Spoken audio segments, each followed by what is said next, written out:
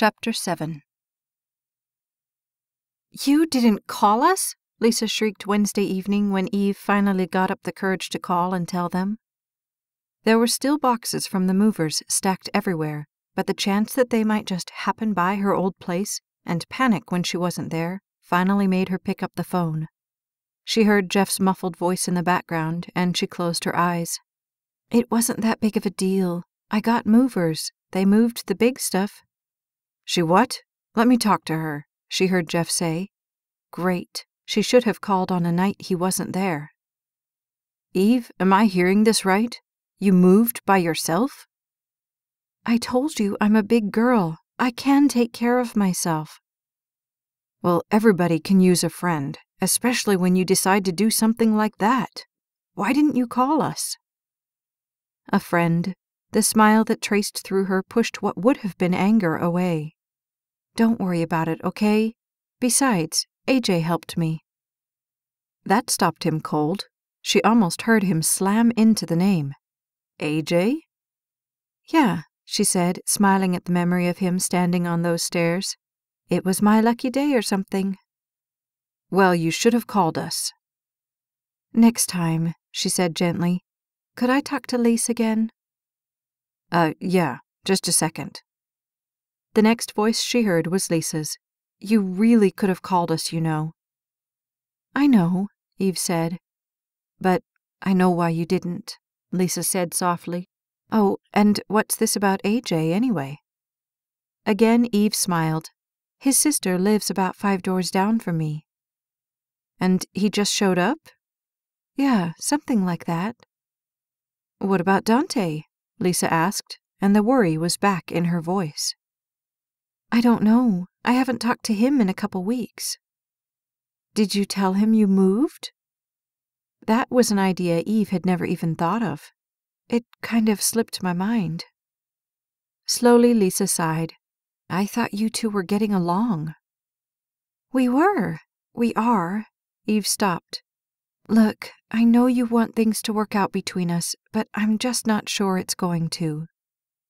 "Of course it won't if you don't give it a chance." "I'm not trying not to give it a chance. It's just, I think we're in 2 different places in our lives right now, and I don't want to force something that doesn't feel right." "Have you told him that?" "Not exactly. I just kind of hoped he'd move on, and I wouldn't have to." "Look, Eve," Lisa started with a sigh. "I really think Dante could be good for you, but I can't make you date him if you don't want to. I do think you owe him a phone call, though, so he doesn't think you just skipped the country." Eve tried to think of a rational way around that, but nothing was coming. "Okay, I'll call him."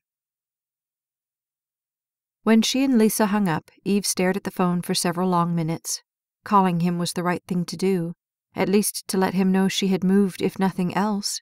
But if it was the right thing to do, then why was it so hard to just pick up the phone and dial a few numbers? Another moment slid past her before she pulled the receiver up and dialed, trying not to think about what she was doing. On the other end, the phone rang and rang and rang. Then, just before she hung it up, the answering machine clicked on. With a quick shake of her head, she replaced the receiver. She could always try again later, and, with that thought, she went into her room to get her things for her shower. Later sounded much better than now, anyway. The 3rd Friday in November, AJ was in his room picking around on the old guitar he had bought in middle school. He'd never gotten very good on the thing, although he could pick out the melodies to several songs. It wasn't like playing the guitar, it was more like killing time with a guitar on your lap. He heard the phone downstairs ring, but it was so seldom for him that he didn't think anything of it until his mother was at the bottom of the stairs, yelling up at him. He slid the guitar to the bed and raced for the door. "Yeah?" he asked, holding the door in one hand. "Phone." With an extra bounce on each step, he descended the stairs. "Who is it?" His mother shrugged. "Some guy." Confusion wrinkled across his forehead as he went into the kitchen and picked up the phone. "This is AJ." "Hey, just the man I'm looking for." Jeff's voice sprang over the wires. "Listen, we put together a little poker party tonight, but our fourth hand bailed. You wouldn't be interested?" Staring at a full stretch of night sitting in his room all alone with a guitar, AJ saw no reason to decline. "Just tell me where and when, and I'll be there." "Call," Jeff said as he leaned into the table, staring at AJ. "What do you got?" "2 pairs, jacks and sevens." "Yes, 3 queens." AJ said, watching Jeff lay his cards on the table and then rake the money to his side. He looked over at Gabe, who shrugged. "I had a 10, Gabe offered as if that might help. AJ picked up his glass and downed the last of his soda. Jeff noticed the clink of ice as he began shuffling the cards. "There's more in the refrigerator. Help yourself." For a second, AJ thought about declining, but decided against it. He stood from the table and ambled into the kitchen to the refrigerator, where he pulled a can out just as Lisa rounded the corner from the back room. "Oh, hi," she said, clearly surprised to see him rummaging through her refrigerator. "Hi," AJ said, holding the can awkwardly. There was something about Lisa that always put him right on the edge. When he was around her, he had the feeling that one wrong move might banish him to her bad list forever. "I was just—" He held up the can. Jeff said to help myself." "Oh, yeah, that's fine," she said, and for a second he wondered why she was being so nice. It wasn't that she was mean, and there was no denying that she was beautiful. However, she always looked so serious. As he poured the soda into his glass, he watched her go over to the cabinet and pull out a glass. When she turned, he was once again square in her sights. "So, are you having fun?" she asked, crossing past him to the refrigerator. "If your husband would let the rest of us win a few, it would be fun." She laughed. "He's a hustler." "Yeah, I noticed." Slowly, she poured some bottled water into her glass. AJ felt trapped. He couldn't just leave when she was being so nice, and yet he was having trouble getting logical sentences past the fear to his brain. Careful not to spill it down the front of his shirt, he took a sip of the soda. "So, have you talked to Eve recently?" Lisa asked as she leaned on the cabinet and took a sip of her own drink. The gasp in his core sucked the soda down the wrong pipe, and when he started to answer, his voice squeaked. "No, not in a while." "Why?" He swiped at his chin, sure there was a trail of sticky brown soda sliding down it. "Oh, she just mentioned you helped with moving her in and stuff. I thought maybe you had talked to her." He shrugged. That was a fluke. Heavens, the last thing he needed was for Lisa to think he was making moves on Eve, when Lisa clearly had other ideas about who her friend should be with. "Have you talked to her?" It was more to find something to talk about than an actual question, but the look on Lisa's face made him question the sanity of asking. "She sounded kind of down when I talked to her the other night," Lisa said. "Yeah." And for one moment he forgot about the she-monster standing in the kitchen with him. Eve's face, vulnerable and hurting, traced through his brain. "I just hope she's not sitting there alone in that apartment again tonight." Lisa tilted her head to the side quizzically.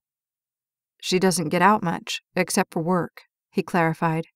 "I think she just sits there most nights unless somebody calls and forces her to go somewhere." "Hey, AJ, we're decaying in here," Gabe yelled. "These cards won't play themselves, you know," Jeff agreed.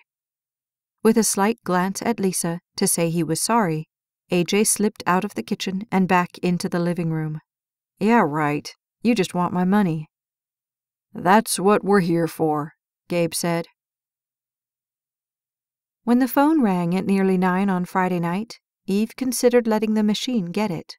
However, as she hadn't spoken to a real live person in more than 4 hours, she thought that even a telemarketer would be a step up. "Hello," she said, swinging the phone to her ear. "Hey, Eve girl, what's up?" Lisa asked, and Eve dropped back into her chair. "Not much, just learning to hang drywall." "Drywall?" "The do-it-yourself channel. It's fascinating." "Sounds like it," Lisa said unconvincingly. Listen, Jeff had some of the guys from the station over to play poker, and I'm bored silly. Why don't you come over, and we'll find something to do?" "Now?" Eve asked, taken aback by the request. "Well, yeah. Unless they're still playing tomorrow night, I don't think it would do much good to come then." "Oh, I don't know. I was just going to kick back, maybe go to bed early." "Well, I figured that. It's just, I got these wallpaper books so I could choose something for the baby's room, but I can't decide, and Jeff's no help at all." "He's not into home decor?" "He's not into anything other than a dumb deck of cards right now." Eve heard the uproar in the background as something dramatic happened in the game. Leaving her pregnant friend to deal with a bunch of drunken gamblers really didn't sound like the most compassionate choice in the world. "It'll take me a while to get ready." "Hey, it's just us. Just come in what you're in." "I'll be there." The little silver Celica pulled up next to the curb, and the headlights snapped off. Eve stepped out and swept her hand through the straight, dark hair that now draped gracefully down her back. The sides were pulled to the top of her head, making her neck and face appear much thinner than they usually did. She readjusted her sweater so that one side dropped off the shoulder, the way it was supposed to. It was nice to be in something other than work clothes or lounge around the apartment clothes. Casual, with just a touch of class and a touch of daring mixed in. That was how she liked to look. Lisa would know she had changed, but in truth, she knew Lisa wouldn't have wanted to see her in the stuff she was usually in at this hour. At the door to the house, she reached down and rang the doorbell as she flipped the other side of her hair back over her shoulders. "Who could that be?" Jeff asked with some concern when the doorbell rang. "Geez, it's almost 10 o'clock. "Maybe it's Dante," Gabe said absently as he looked over his cards. "He said he might come if they got finished." "I'll get it," Lisa said, crossing through the room. "No, he said he couldn't make it when I talked to him," Jeff said as the concern in his voice grew. He laid his cards on the table and disappeared into the little entryway with Lisa. Concern jumped into AJ's awareness. Clearly Jeff wasn't comfortable with this arrival, and that told AJ it could be trouble. He listened for sounds to tell him what was going on in that entryway. At that moment, Jeff came back into the room, shaking his head. He sat down and picked up his cards just as AJ got the question from his brain to his tongue. "Everything okay?" His gaze chanced up to the doorway, and the sight there pulled the rest of him up straight. One blink to make sure he wasn't dreaming, and AJ's heart stopped. "Hey, Eve," Gabe said in greeting as he looked up and waved to her. "Hey," Eve replied as her gaze landed on AJ and froze there. He tried to smile, but it didn't quite make it that far. "Come on," Lisa said, taking hold of Eve's arm to drag her past the card table. "The wallpaper's in here." AJ had never been so thunderstruck in his life. In fact, until that very moment, he hadn't even really known the meaning of that word, but suddenly, it was the only one that applied. Like grace itself, she moved across the living room, the black of her outfit outlining and highlighting every curve. When she was gone, AJ tried to refocus on his cards, but they were blurred by the image of her. "I didn't know Eve was coming." "I think she just stopped by," Jeff said, studying his cards. "I'll open." "I'm in," Gabe said as he flipped some money to the center of the table. AJ scratched his eyebrow, trying to remember the rules of the game. "Yeah, I'm in." There were indeed wallpaper books, 4 of them. The only problem was that Lisa had conveniently forgotten to mention the fact that AJ was one of the poker players. As she and Lisa flipped through one of the books, Eve's ears strained to hear what was going on in the living room. It was crazy. It wasn't like they had anything going on, and yet her brain couldn't quite get beyond the sight of him sitting at that table.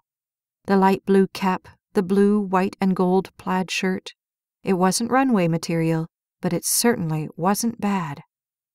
"Now, I like this one." Lisa pointed to a frilly lace pattern.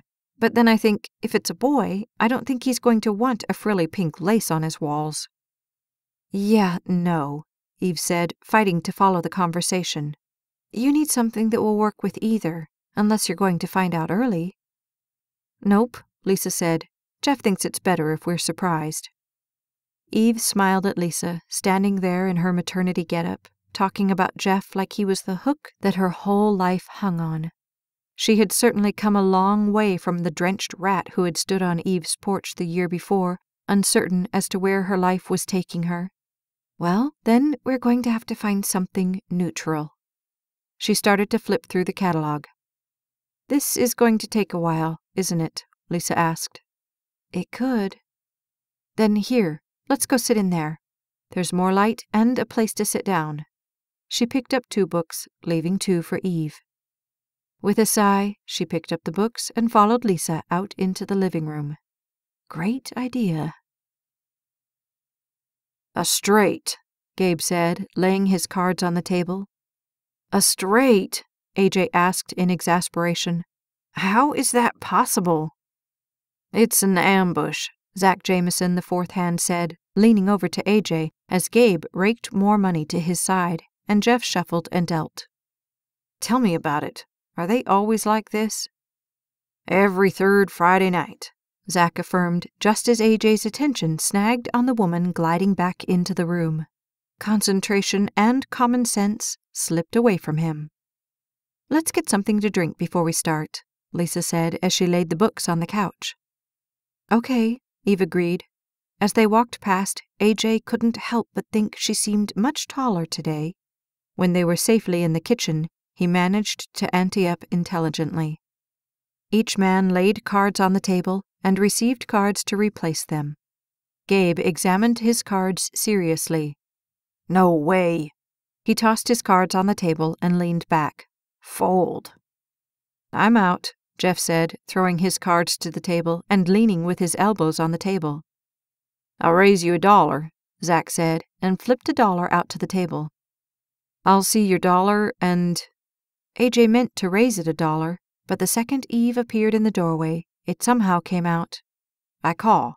What do you got? 2 pair, 6s and 9s.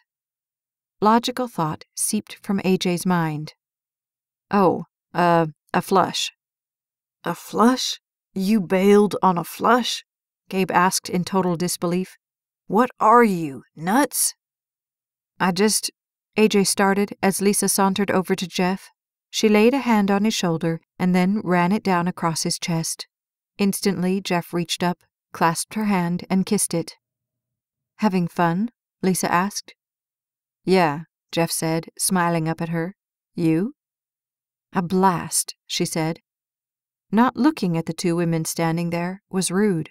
Looking at them seemed like taking his life in his hands. When AJ's gaze caught on Eve's, she ran a delicate hand through the side of her hair, calling attention to her bright red nail polish. She smiled. Hi. Hi, AJ said, wondering where all the air in the room had gone. Having fun? She asked. Always, he said, although he wished his voice would sound just a little more normal and a little less breathless. You winning anything? Eve asked. Never. She laughed, and his heart laughed with her. Gabe dealt the cards, and the 3 others picked them up. AJ's hands didn't seem to be cooperating as he tried to pick up the cards and carry on a conversation with her simultaneously. You get all your boxes unpacked? He asked as one card jumped from his hand onto the floor. I wish. Oh, Chelsea came by the other day. She got her box. He retrieved the card from the floor and sorted through his hand. Mom will be thrilled to hear that. Well, we better let you all play, Lisa said, giving Jeff one more squeeze. Come on, Eve, let's talk wallpaper. One more small smile directed just at AJ, and Eve followed Lisa over to the couch. AJ? Gabe asked. Yeah? AJ asked as he fought to sort out the cards in his hand. Cards? Gabe asked, holding up the deck to ask how many new cards AJ wanted. Oh, 4. He laid 3 down on the table as Gabe dealt out 4 cards. Hey, Jeff said, you don't get to pick which one you don't want after you see the new cards. Oh, sorry, AJ said, suddenly seeing that he was going to have to bust up 2 pair because he wasn't paying attention. Reluctantly, he threw another card onto the discard pile. "You've got to watch that boy," Gabe said with a shake of his head at Jeff. "Tell me about it," Jeff said. Yeah, watch him have a heart attack in the middle of the living room, AJ thought. Only good thing was, the other 3 players had some emergency medical training. The way this was shaping up, he might need their help before the night was over. For nearly 2 hours, Eve and Lisa had talked about everything from lace and pearls to little toy boats. They had narrowed it down to teddy bears, Winnie the Pooh, or bunny rabbits. "So this book is out," Lisa said as she transferred one wallpaper book to the other side of the couch. "And this one has the bunnies. This one is the teddy bears with the toys. And oh yeah," Eve picked the last one up and handed it to her. "Winnie the Pooh. We're down to 3. Man, I was hoping I could take like 3 of these back." "Well, get Bozo over there to choose one, and you can," Eve said with a laugh. "That's it," AJ said, throwing his cards to the table and standing up. "Ah, come on," Gabe said. "One more." "I don't have any more money to lose," AJ said, stretching his back. "I'm done too," Zach said. "Such wimps you invite," Gabe said to Jeff. "And who was it who quit early last week?" Jeff asked. "I had to get home," Gabe said in defense. "And you don't this week?" Jeff asked. "Nope. Ash went to see her folks." "Why didn't you go?" "Let's see," Gabe said seriously. "Ash's mom, 3-hour trip, work weekend. Cha-ching." "Well, enjoy spending my money," Zach said as he stood. He held a hand out to Jeff, who caught it. "See y'all Sunday." "Bright and early," Gabe said. Zach exited as AJ put a foot up onto the bar at the bottom of the chair. "So, do you guys invite unsuspecting suckers over a lot, or did I just get lucky?" "No, most of the time Dante comes if he's off," Gabe said, "but he couldn't make it." Eve's heart slid through her chest. At least Dante wasn't here. "Yeah, I was racking my brains trying to figure out who to ask," Jeff said. And then Lisa thought about, "We're down to 3, Lisa said from Eve's side suddenly, and Eve jumped. "3 what?" Jeff asked, leaning back in his chair to look at her. "What do you think of Winnie the Pooh?" Lisa stood and brought the book over to the table. "Wallpaper?" Gabe asked as if it was a rattlesnake poised to strike. "No way. I'm out of here." "It's not that bad," Lisa said. "I've got 3 days all to myself. Wallpaper is not what I want to be doing." Gabe stood and held a hand out to Jeff. "Besides, Ash said I could call her after her parents go to bed." Jeff smiled teasingly. "Wouldn't want you to miss that." Gabe laughed. "I wish. She'll probably just tell me the 102 ways her mother still hasn't changed." They laughed. "Well, we certainly wouldn't want you to miss that either," Lisa said. "Take care," Gabe said, and he stepped over to the entryway. "We've gotten it down to these 3. Lisa laid one book on the table when Gabe was gone. "Winnie the Pooh?" She looked over to the couch where Eve still sat. "Bring those other 2 over here." Reluctantly, Eve grabbed the book handles and dragged them up with her. When she got to the table, she swung them up so that they hit the table with 2 thumps. Lisa sat down by Jeff, who leaned over the book, at least trying to look interested. "I like this one," Lisa said, pointing at the old-style cartoon with a faded orange background.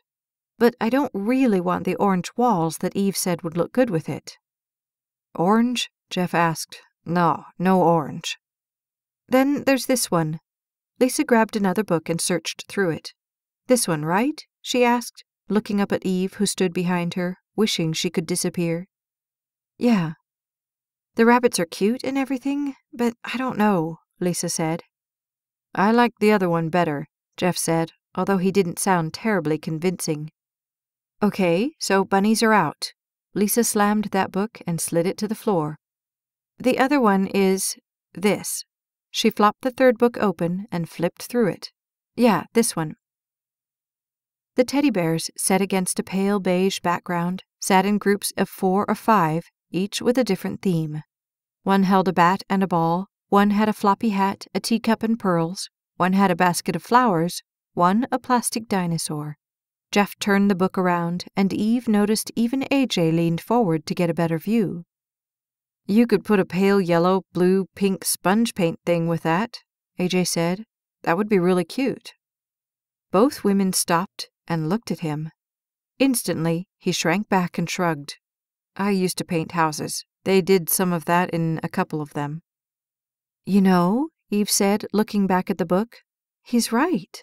These 3 hues right in here would be really cool together." Lisa looked at Jeff skeptically. "How good are you at sponge painting?" "What is sponge painting?" Jeff asked with wide eyes. AJ laughed. "It's not that hard, although it does help to know what you're doing." "Oh, yeah, that's helpful," Jeff said, looking at AJ skeptically. Like he didn't care, AJ shrugged. "Or you could always go with a straight pale yellow or blue. That would be easier."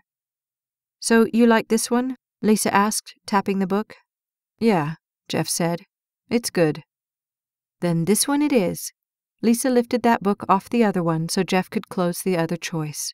When she laid it back on the table, she looked at it and nodded. "Yeah, I like this one too." "Good. Then I can take these other ones back and get this ordered." "Be sure to order a little extra," Eve said, "so you can match the pattern." "Good idea." For a moment, no one said anything, and then AJ pushed back from the chair. "Well, I'd better make tracks." Eve looked at her watch. It was almost 12:15. "Me too." Their hosts stood. Jeff extended his hand to AJ, and Lisa hugged Eve. "Thanks for coming," Jeff said. "I would say thanks for asking, but," AJ replied. "I'll be sure to keep you in mind for next time." "Yeah, you do that." Jeff turned his attention to Eve. "And you take care of yourself." He hugged her, and for the first time in a very long time, it didn't feel suffocating. "I'll try." Eve started to the door, followed by AJ, and then Jeff and Lisa, whose arms linked without question. "Have a good night," Jeff called as Eve pushed through to the outside. "Behave yourselves." "We'll try," AJ said good-naturedly. "Night," Eve called over her shoulder. "Night," her hosts called back. 6 steps down the sidewalk, her senses picked up on AJ walking right next to her and on the fact that the door still hadn't closed. Then, just as they got to the curb, the door closed and Eve's heart jumped forward when she realized they were alone. "Where's your car?" "Down the block. There wasn't any place to park close," he said, and his gaze fell to the shadows at their feet. "Oh," she said, deciding that's why she hadn't noticed it earlier. "I didn't know you were a poker player." "I'm not," he said with a laugh, but it sounded like something different. "Ah." The closer they got to the little silver car, the slower her steps went. "So, you been hanging out on staircases, saving poor damsels in distress lately?" His smile slipped across her heart. "No, I've pretty much gotten out of that racket." "Too bad," she said lightly. "You're so good at it." He tucked his head to the side. "Yeah, well, it was fun while it lasted." At the door to her car, Eve turned and leaned against it. "Well, I guess this is good night." "Guess so," he said, glancing off into the darkness down the block. She waited, not knowing what she was waiting for. "Well, drive careful." "You too," he said with a tight smile and a slight nod. One more moment, and she turned to unlock her car. She slipped underneath the steering wheel and smiled back up at him. "Night." His half-smile melted through her. "Night." And with that, he slammed the door.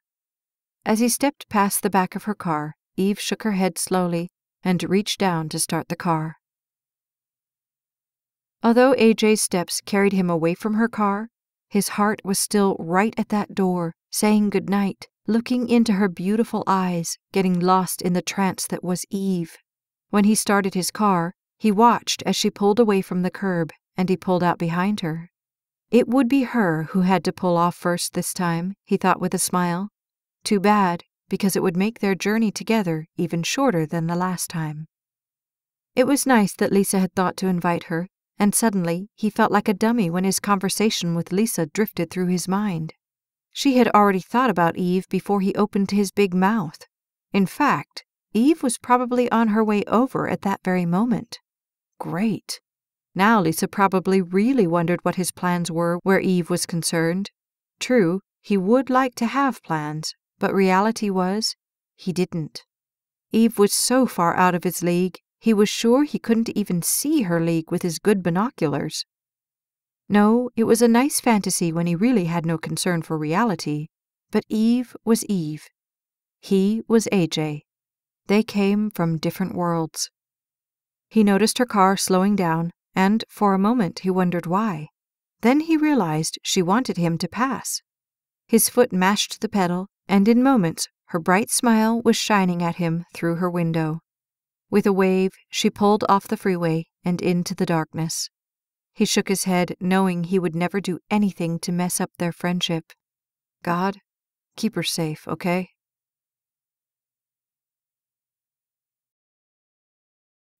This has been White Knight, Book 2, The Courage series, written by Stacey Stallings, narrated by Becky Dowdy. Copyright 2012 by Stacey Stallings. Production copyright 2014 by Stacey Stallings. Never miss a second of the story. Like and subscribe to the Stacey Stallings YouTube channel today.